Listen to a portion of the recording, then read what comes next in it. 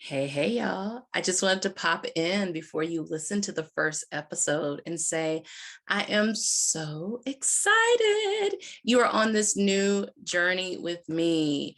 Don't lie to your life coach, y'all. It's the podcast that I want to help you to feel connected to yourself. Again, if you're already connected, I want you to go deeper in that connection. I want you to experience the life that you want. And the reason why I did a podcast really was because, hey, ain't everybody gonna pay my rates to work with me one-on-one?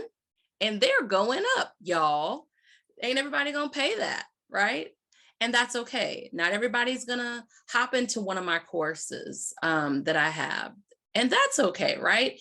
But this is available, always free for you to experience my philosophies, teachings, my coaching of you to feel the best in your life. And also, I want to say this, that my sincerest hope is for you to experience hope.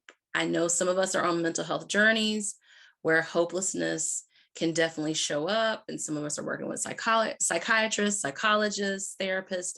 I am none of those. I am a coach, and I do love the way coaches work in tandem with other mental health professionals.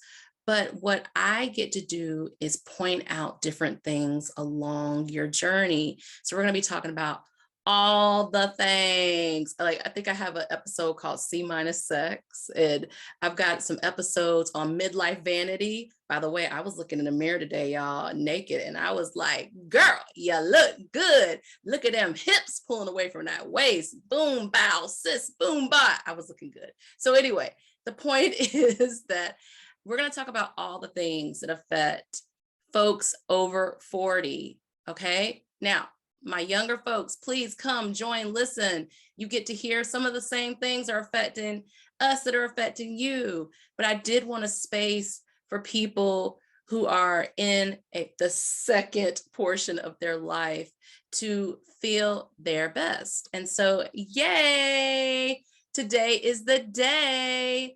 Come every Wednesday, join me here. It's going to be a different episode. I literally have 7 years of topics. So bring your little cute ass here and come and enjoy and learn about, what you want in your life and how to get it unapologetically. I had to say unapologetically. You just needed it unapologetically. All right, y'all. Take a listen and holler at me on Facebook, on Instagram. Leave a YouTube comment. All the videos will be turned into YouTube videos, so you'll be able to watch. And remember, I'm busy, you're busy. Go ahead, listen to the podcast on your walk. Listen to the podcast when you're, if you're making dinner, someone's making dinner for you, I hope, because I never like making dinner. Take a listen when, you're in the car going wherever, or if you're on the train or whatever you're doing. It pairs very well with you doing something else. That's how I like to listen to podcasts, at least. So I cannot wait. And mwah, y'all have a good one. Take a listen. Hey, you're listening to Don't Lie to Your Life Coach podcast with Kim Arrington. I'm Kim Arrington. I'm a life coach, a weight loss coach, an author, and a badass passionate about helping you connect back to your most authentic self. Join me here each week so I can coach you on how to think all those juicy thoughts that get you feeling your absolute best and taking some big ass action. Coaching has changed my life, and it can change your life too. I'm here to give you real life solutions to create a life you'll love. Because the truth is, boo, you ain't just got problems, you got options.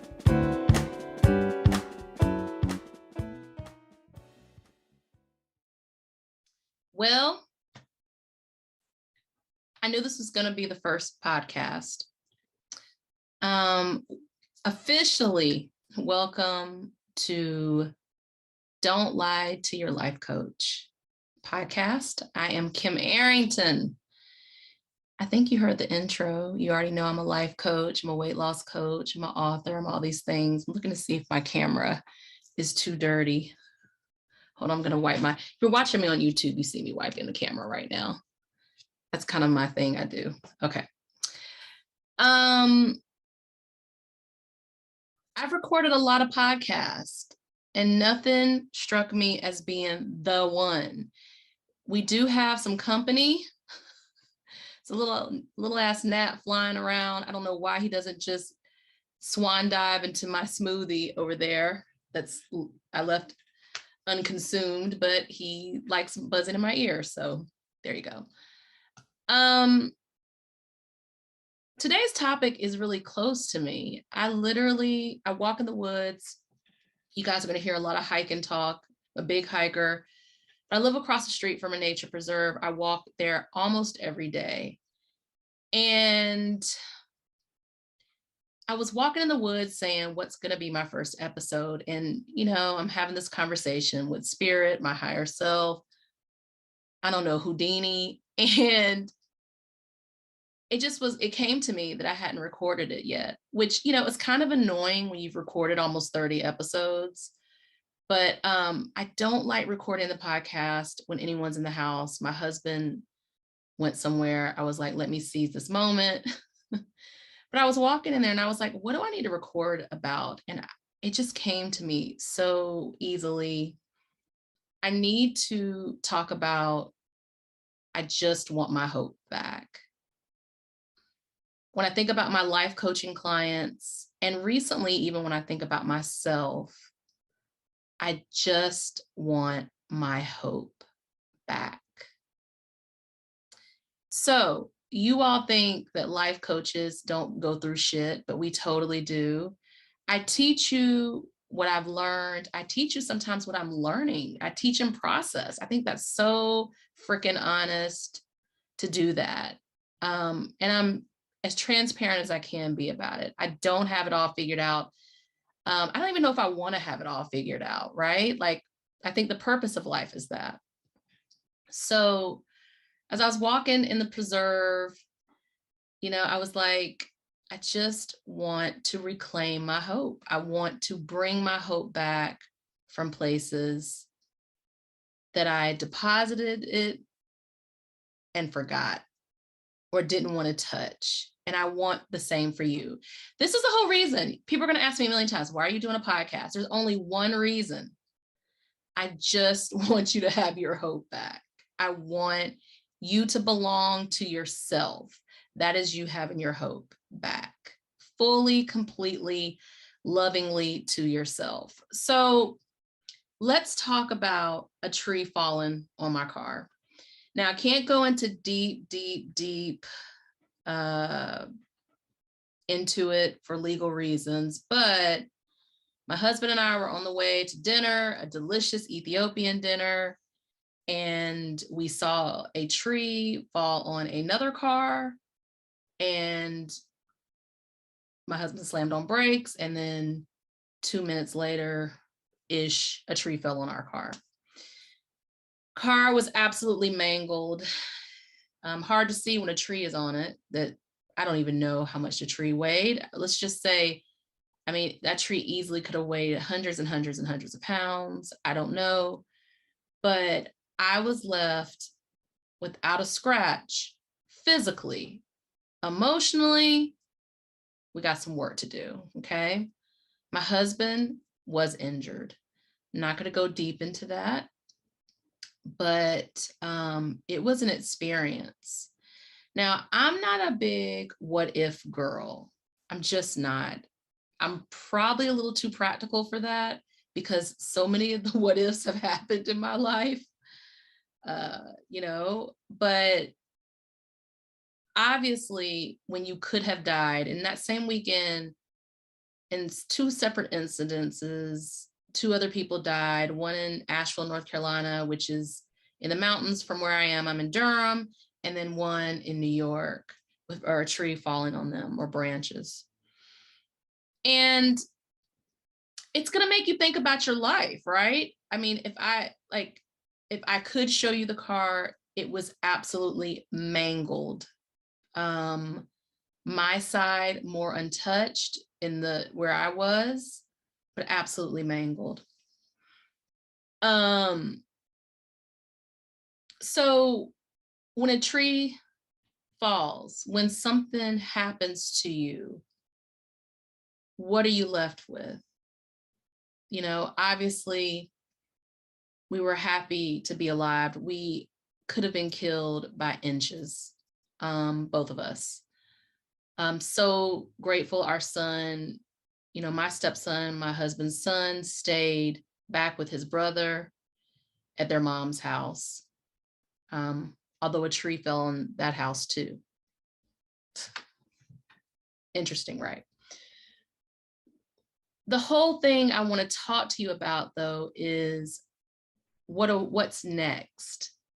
So I don't do what if a lot. I do what now, what's next. And if you were to take this and to look at it for hope, right? What's next for you? So many of us are walking around with low levels of hope. Our hope has been depleted by work injuries. That's when something emotional happens at work. I'm not talking about a physical injury. Relationships that didn't work out. I can tell you that there is a gentleman who I loved in 2001 and 2002 and 2003 and 4 and 5, and he was not going to love me the way I needed to be loved. Big lessons. But when I was walking in the woods that day, I said to myself, he sure has a big deposit of a lot of my hope. And he ain't walking around thinking that. And in that moment, I was like, I'm taking that hope back. I literally said it. Now, that's an easier case. For some of us who have real trauma, it's not so easy. So this is what we're going to talk about in Don't Lie to Your Life Coach. By the way, where did the title come from? I was talking to a friend who I suggested to go see a life coach, and she did go get a life coach. And she was talking to me and she was like, oh, my life coach's life seems so perfect. Everyone laughs in life coach when they say that. Your life coach is in process, I promise. My life coach's life seems so perfect. Her marriage seems so perfect. My marriage is going through all these things. And I just don't want to tell her the things that are going on. And I was like, yo, you ain't supposed to lie to the doctor. You ain't supposed to lie to your life coach. And literally, as I was thinking of names, that conversation popped in my head. Like, when you come to someone, a therapist, a doctor, a life coach, any, you know, I was about to say transition specialist, but anyone who's there to help you, truth is important. I know it's hard to tell the truth to somebody else if you haven't told it to yourself, but as you're telling the truth to someone else, your subconscious mind is hearing you tell the truth and is beginning to change that story. Okay, more on that in the million episodes I plan on doing. So the other reason why I really wanted to do a podcast is, listen, I'm a person. I don't have a million one-on-one spots. It's an investment to work with me. Not everybody's going to make that investment. And the podcast is here for you to like chew on it and decide what you want to do. You know, if you want to hop in a course, if you want to get on my wait list to be coached, you know, if you want to find your own life coach somewhere else, right? And as I expand into offering business coaching and a certification for coaches, then you might work with me professionally, which is super exciting, super damn exciting.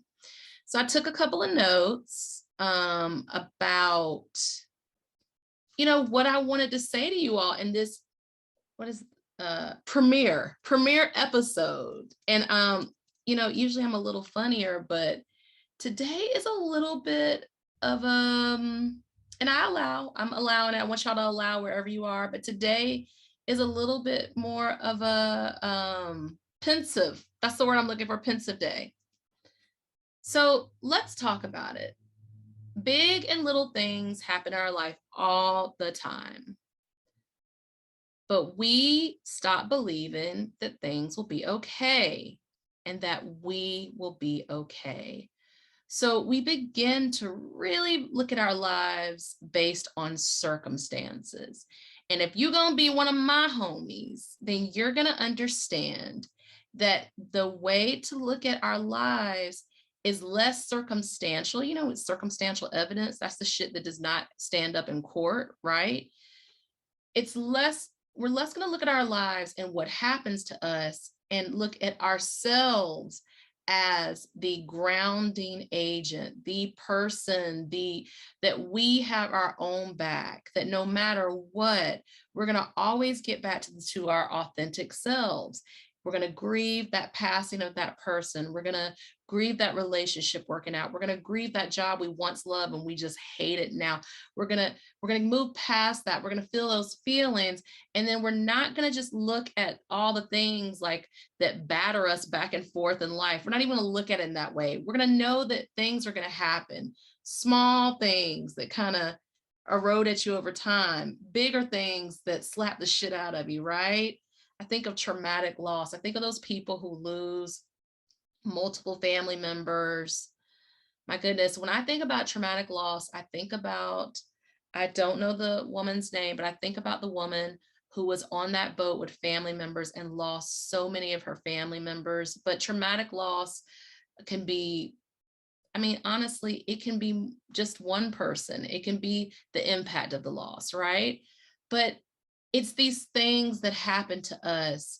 And our hope, we engage to believe that we have a future, that we have a present even, that we are going to be able to pick ourselves up. We don't have to understand why. We don't have to do it on our own. Hello, hire a life coach. But we will get back to a place where some of the things we used to do, we still do and we enjoy them. We don't have to know how, why. We don't have to know the 5 W's yet, but just a little pin light of hope that we're going to get back to a place of wanting to do a day. What I mean by doing a day is showing up and being here with all of us, with yourself, with the present, like being in your life. So this is how this podcast is going to give back to you. We're going to chop those things up. Okay. When it comes to hope, we want to think about what's your hope's kryptonite? Like, what is it that gets stuck in your craw? What is it that bothers you so much? That gives you information on what direction to heal in. Because here's the thing, so many of us have traumas and griefs that have stuck in our DNA since we were young, very young, 10 and under, that we still are living every single day. And when you make that conscious, when you realize you're dating men just like your dad, because your dad was unavailable, and you didn't feel seen, you didn't feel chosen, and you are on repeat. Can I get a witness? You are on repeat in your life. That is your healing. That's the universe pulling you back into that experience to let you do it different. And honey, that boy from 2001 to 2005, ooh, did he teach me? And I do it different now. Okay. I want to also alert you fellow good girls or fellow good boys or fellow non-gender conforming, non-binary, however you define yourself, being good, people pleasing, trying to good your way out of it is not going to work. That is not how hope works. I'm going to do all the things for the others, and then they're going to turn around and see how valuable and wonderful and amazing I am, and they're going to do that for me. No, that is not how it works. Now, there are reciprocal relationships, but most people who are trying to good themselves out of things, good themselves into the lives of others, showing people how good they are, you don't usually attract those. You usually attract takers. Usually attract the people who are willing to come up and grab your good and take your good for themselves. It is through having boundaries. It is through saying no. It is through deciding that I don't have to have all the people to like me. You know, there's this book called The Courage to Be Disliked, the courage to be misunderstood, the courage to have to apologize if I mess it up, the courage to let someone give me a silent treatment or ghost me or whatever the new words, breadcrumb me, the courage to let people walk away, the courage for you to walk away. When you let go of the good person, thinking that your good personness is going to define your life, and you really are honest about what you want, even when people don't get it, even when you disappoint people, that is where the hope comes from, baby. That is the hope. Okay? It's okay to not believe at first. You ain't got to believe me. But if it keeps coming back in your head, it's a truth that's trying to get planted in your subconscious mind. It's okay to be dissatisfied. It's okay to not understand. It's okay to not know what to do about it. But can I tell y'all what I do on this? I set a time limit. When something bothers me, I'll say, I'm gonna give myself 20 minutes to feel this. And then at the end of the 20 minutes, I say, do I need 20 more minutes? Most of the time I'm like, I'm good. I just needed to cry, or I'm good. I just need to be mad as hell. You know, I didn't know if I wanted to say mad as hell or mad as fuck, but both work, right? But I will give myself a time limit and come back and check on myself and see. But also, when we don't know the way, a guide helps. And that's what coaching is. This is what a coach is. A good coach is a guide. They help you to see the things you don't see. Bruh, you about to step on that copperhead. Bruh, you know that goes off a cliff. Oh, did you see those beautiful wildflowers? You're that wildflower that you haven't been noticing. You're that beautiful wildflower. Almost did a poem right there. All right. You're in good company, y'all. You are in good company. If you've made it to midlife, I call it midlife suck, where you're like, one day you wake up and shit ain't right. You don't understand why you're feeling this way. That is designed, it's spiritually designed for you to wipe away the crap and come back to the authentic version of you. So that feeling you have is like some shit you're trying to make happen that you don't really want to make happen. And the universe is like, yeah, I can't abide you on this. I can't stand by you on this. And you are saying to yourself, I'm lying to myself to try to make this relationship, to make this job, to act like I'm happy. This is, that's what the midlife suck is. It goes away when you are willing to feel uncomfortable by telling the truth. You're in good company. The universal language of humanity is trauma and joy. So looking at that trauma, being willing to not feel better at first, I promise you'll feel like a shit sandwich at first. Keeping with that trauma, staying by your side, being that good friend to you, using your good for you, which is how you're supposed to use it. You need to good yourself before you take the good out to everybody else. If you stick with that, you can look at that trauma and you can decide what you want to do with it. It could take a long time. It might take 5 minutes. You'll never know if you don't look at it. And let me just say this. You can have trauma and still have joy. You can have grief and still laugh. I see people, how many funerals have I been to where people have laughed, or the repast where people have laughed, or there's laughter when we think of a memory? Those two things can exist at one time. We don't have to heal all of our trauma to get to the good life. No, the good life is making the steps to heal the trauma. That is the good life. And as you continue to make that a habit of looking at your trauma and deciding what you want to do with it, and what I recommend you do with it is work with it until it dissolves. It can dissolve. There's your hope. Let me tell you this, if you did not know, the things that have hurt you the worst can dissolve, they can go away, they can be put in a place, they can show you back to yourself. And there can be joy along the way. It may not be, but it can be.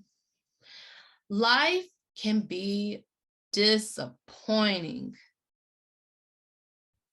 I got a list of disappointments.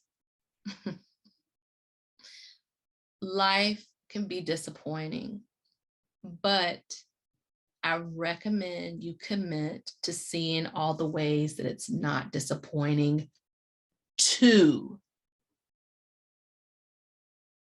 Life can be disappointing. It's also not disappointing when your nephew tells you a corny joke, or when you run into a friend you've been thinking about at, the grocery store, or when you go on a walk. Today was a perfect day. I walked. Yeah, I don't like walking in the summer in the 70s, like 76, but I got up this morning and it was beautiful. It rained a little bit on me. The breeze was there. It was 76 degrees. And I literally said to myself, I have my ass on my shoulders about the temperature in the summer. I prefer the 60s. I prefer running in the 30s, in the 40s, in the 50s. But I was like, this is so beautiful. And now I can rewrite my brain. And when I look on my phone, because I stalk my weather app, when I look on my phone, it says 76. I can still get out there and have an experience because I have rewired my brain. And that's the thing about disappointments. We don't have to, everything happens for a reason, they say. We ain't got to do that, right? You don't even have to do that. But you can just realize that alongside of disappointment, there's some other things that are happening that aren't disappointing. And usually we let disappointment run the show. And I want to teach you how to look at that disappointment and also take in the full landscape, the full emotional landscape, feeling all your feelings. Okay? You're going to learn how to be tolerant of not being satisfied right away, of sticking in that to see what's on the other end of that, because that's where hope is. Okay? This is the last one. You can borrow hope from other people. You can borrow belief from other people. You can look at the way someone sees you from other people. I'm going to tell y'all this quick story. So I was looking at my naked self in the mirror the other day, and I was like, ooh, naked self, Kim, you looking fine. And I have an hourglass figure, and thanks, Mom. Thanks. The hips, thanks, Mom. The waist, thanks, Mom. So I've been on this weight loss journey, and I looked in the mirror and I saw how my hips and my waist were pulling apart from each other. And that hourglass was coming in like, bam, boom, bap, boo, bap. It was like, and I was like, and it reminded me of a story back when I lived in New York. This is before 9/11. And I'm name dropping. No, I'm not going to say the name. I was at a rapper's house. He's a well-known rapper. And was a bunch of us there, and they decided they wanted to go to the club. And that was my Earth Mother phase. So I know I had on a flowing skirt and a short natural. And, I was Erykah Badu in it. What was that? That was 2000, 2001. So that is about right. And Jill Scott in it. And I was like, well, I don't really have anything to wear. And he was like, yeah, I think my mom, and by the way, this is a New York mom, so he spicy. Like, he was like, I think my mom has a dress. And I was like, your mom is a little thing. Now, back then, I was, even smaller than now. He said, no, I think I have something for you. So he dug in the closet, pulled out this dress, y'all. It was tiny. I said, okay. I put the dress on. And, went to the bathroom, put the dress on, came back out. And he was like, damn, you got a Coke bottle figure. I had no idea you had a figure like that. And it was really interesting because most of what men have said about me, I already knew. And yeah, like I knew I had an hourglass. But I was having this whole other experience. And in that moment, he basically said to me something that kind of made me think. I still think about it now when I put on clothes. I'm not an earth mother anymore. I like my clothes to be fitted. I like to show my little Coke bottle. Okay. But it was just this experience of me seeing in him seeing me in a way I hadn't seen myself. That's borrowing things from other people. If people think you are the kindest person, if people think you are, wonderful at doing this, if you inspire people, if people see how your seriousness, helps them get to whatever, it doesn't matter, borrow their belief. And I'm going to tell you, if you're going to borrow something from people, borrow their hope, borrow the way they see you if they love you. And if they really see you, especially when you're having a difficult time seeing yourself in the midlife suck. The midlife suck transforms. Hope is the easiest way to do that. Like, yeah, okay, you're going to do some work. Granted, you're going to do some work, but beginning to see things as they really are. So yeah, I loved that guy seeing me in a way that I hadn't really seen myself since, I don't know, early college or whenever, like trying on an identity. It fit. I accepted. I knew that woman. I didn't look in the mirror and say, ooh, look at my Coke bottle. I was like, oh, okay, the dress will work. It's fine. So borrowing the ways people see us sometimes is helpful, especially if it gives us an experience of ourselves that we either haven't been able to locate in a while, or we're reminded of, or it's a new experience and we want to get to know that experience. Y'all wanted me to say the rapper's name. I was not saying the rapper's name, and he is a well-known rapper. Anyway, the point is, I actually hope I'm going to send him this podcast so he can laugh about it. The point is that we are allowed to engage hope again. Y'all, if you want to change your life, this is the way. Just because you thought you were going to end up with this person and it did not work out, do you really think the universe only works in that one dude being the love of your life? Really? Do you really think the universe can't give you a child in other ways? It doesn't have to be biological? Really? I'm not saying it doesn't hurt. I'm not saying don't feel your feelings. Do you really think you're only supposed to love one job and they lay you off and that's the only job you're supposed to love? Really? Y'all, the house you love. I know someone who they love their home and it burned down. I know they probably still think about that home they love, but they've made other homes that they love. We've got to decide to not live in a hope lack, but live in a hope full, right? This is the conversation. So your homework, you got homework this week, is to talk to your homies, talk to your people, talk to them about their experience of hope, okay? Think about your experience of hope. Look around and see the hope. Like I was obsessed with Mount St. Helens. They had a volcanic eruption. I was an SRA girl. I don't know if you all remember. I'm not going to call the brand, but where there were these little, it was for reading comprehension. So you read these stories and you answered these questions. And one of them was on, or either Weekly Reader, was on Mount St. Helens. And One of the things about Mount St. Helens, I'm not going to get into the whole story. YouTube can do that for you.